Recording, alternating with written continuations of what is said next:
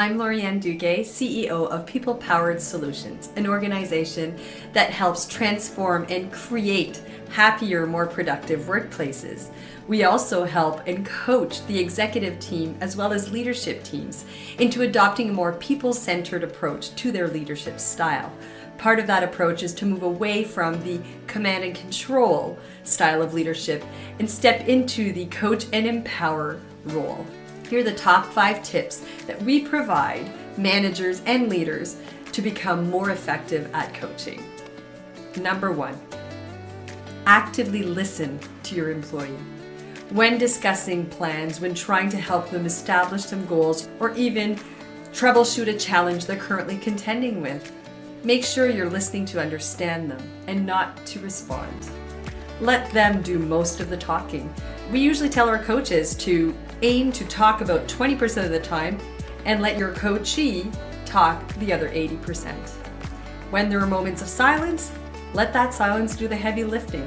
Get comfortable with those moments of silence, because in those silent moments, the best reflection usually occurs and those aha moments will usually arise. Number 2, learn some powerful questions. Approach the conversation with curiosity and try and better understand where they're coming from.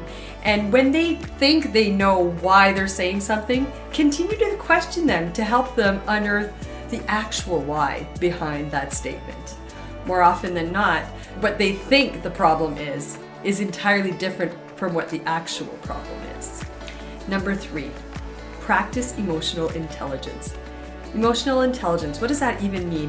It means your ability to not only identify and manage and recognize how your own emotions impact your interactions with others, but then that next level emotional intelligence involves you being able to help others recognize and manage their emotions as well.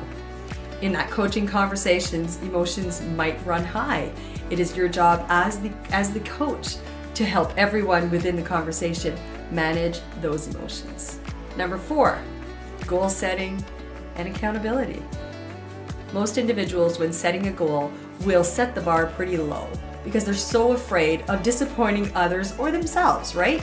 It's your job as a coach to help them see their real potential.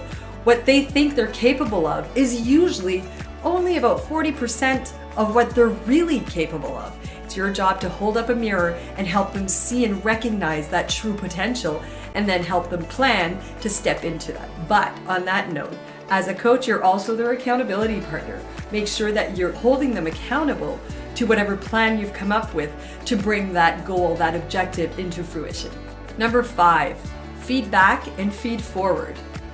Is that even a word?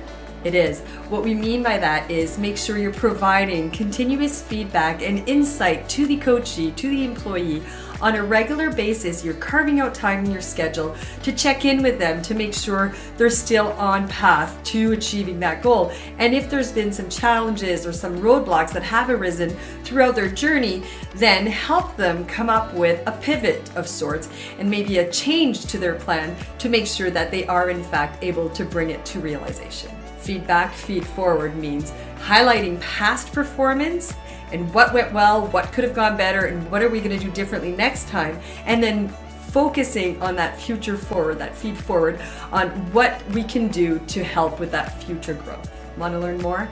Make sure to check out our website, because we often share a lot of these tips and tricks to become better coaches as leader and to embody that people-powered leadership style. www.bepeoplepowered.com.